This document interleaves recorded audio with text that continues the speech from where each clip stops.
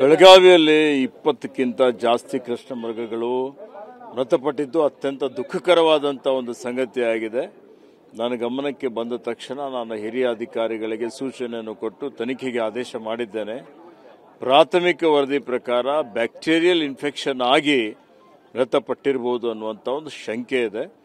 ಅದ್ರ ಬಗ್ಗೆ ಇವತ್ತು ತನಿಖೆ ಆಗ್ತದೆ ಮತ್ತು ಇನ್ನು ಮುಂದೆ ಈ ರೀತಿ ಆಗದ ರೀತಿಯಲ್ಲಿ ಮತ್ತೆ ಏನಾದರೂ ಈ ರೀತಿಯಲ್ಲಿ ಬ್ಯಾಕ್ಟೀರಿಯಲ್ ಇನ್ಫೆಕ್ಷನ್ ಇದ್ದರೆ ಚಿಕಿತ್ಸೆ ಕೊಡುವಂಥದ್ದು, ಅದಕ್ಕೆ ವೆಟರ್ನರಿ ಡಾಕ್ಟರ್ಸ್ಗೆಲ್ಲ ಅವರಿಗೆ ಸಂಪರ್ಕ ಮಾಡುವಂಥ ರೀತಿಯಲ್ಲಿ ಸೂಚನೆಯನ್ನು ಕೊಟ್ಟಿದ್ದೇವೆ. ಹಿರಿಯ ಅಧಿಕಾರಿಗಳಿಗೆ ಅಲ್ಲಿಗೆ ಕಳಿಸ್ತೇನೆ ಮತ್ತು ಅದನ್ನು ವರದಿ ಬಂದ ಮೇಲೆ ಮುಂದಿನ ಕ್ರಮ ತಗೊಳ್ತೀವಿ. ಮೊದಲಿಗೆ 8 ಕೃಷ್ಣ ಮೃಗಗಳು ಸಾವನ್ನಪ್ತವೆ. ಸೊ ಅದಾದ ಬಳಿಕ ಎಚ್ಚೆತ್ತುಕೊಂಡಿದ್ರೆ ಇಷ್ಟೊಂದು ಮಟ್ಟದಲ್ಲಿ ಸಾವು ಆಗ್ತಾ ಇರಲಿಲ್ಲ. ನೋಡಿ, ಇದೆಲ್ಲ ವಿಷಯ ತನಿಖೆಯಲ್ಲಿ ಬರ್ತದೆ. ತನಿಖಾ ವರದಿ ಬಂದ ಮೇಲೆ ಮುಂದಿನ ಕ್ರಮ ತಗೊಳ್ತೀವಿ.